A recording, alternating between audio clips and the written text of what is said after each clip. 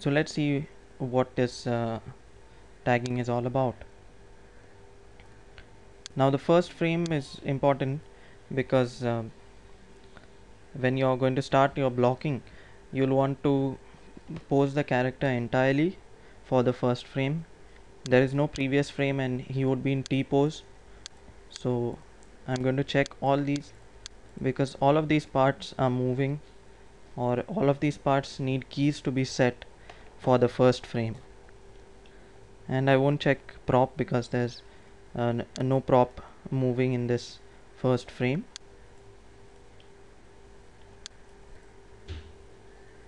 So I'll click on tag because I selected all the parts which are going to move on the first frame. So you can see now it says that the tags are 1,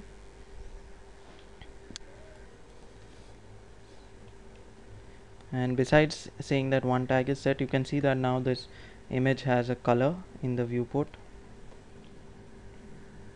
Now let's go ahead and see which is the next pose we think we need to block. So you can see the character sitting still for some amount of time, and now there is some movement.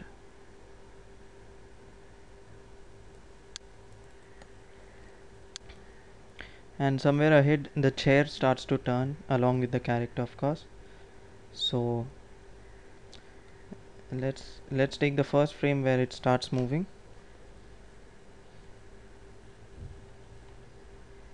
It says say around frame 40. Try to be very accurate when you're choosing these frames. So at this frame I know that none of the body parts are moving compared to the previous frame, which was the first frame. There's no movement in the head, spine, left fingers, right fingers, hip, no change in anything. But I'm going to tag the prop here because I'll be setting a key during blocking on the prop, which is a chair. So the first key of the chair will be set on this frame. So I'll click on prop and click on tag. So now we have 2 tags. And moving ahead,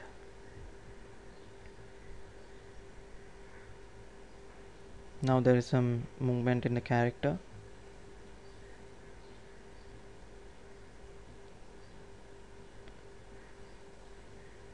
So we can see he's moving his head.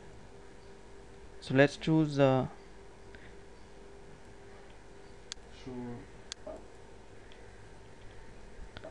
find that particular frame where the head starts moving.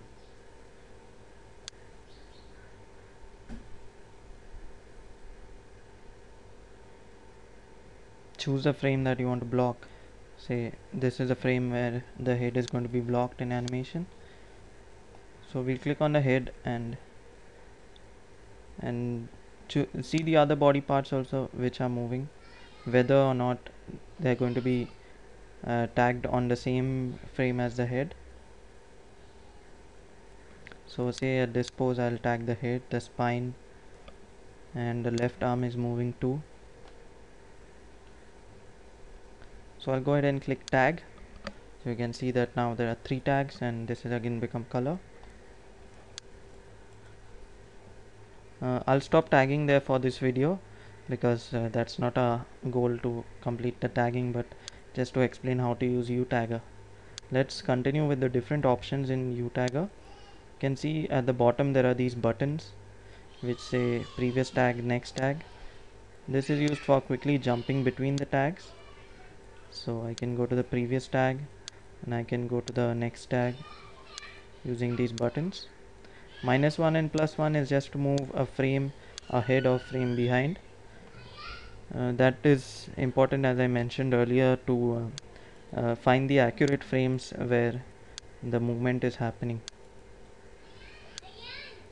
And then there are playback controls to play forward or play reverse. You can see it playing, and depending on the file size of the image plane, it might take time to play.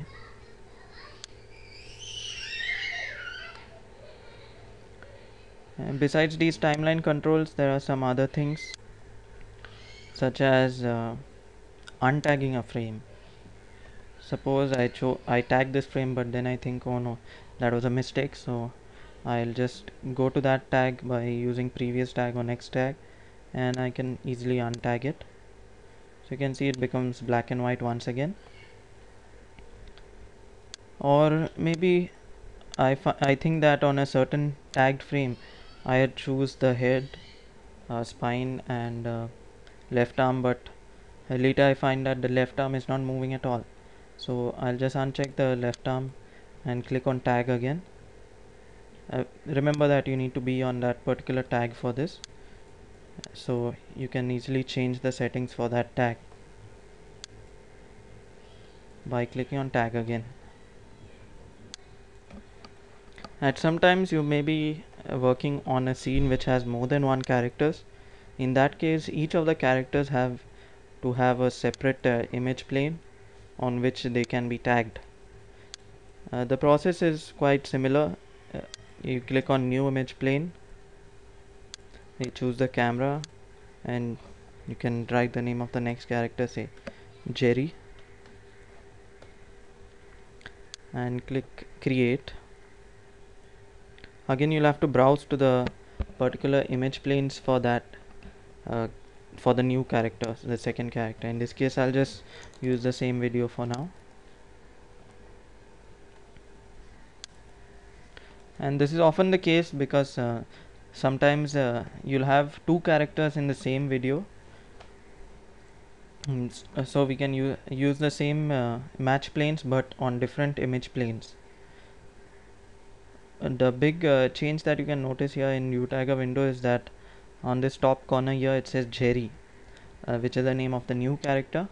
If we click on Jerry and hold a click, you can see it shows two characters, Tom and Jerry. So we can easily switch between Tom and Jerry by clicking on the character, and it takes you to the image plane for that particular character.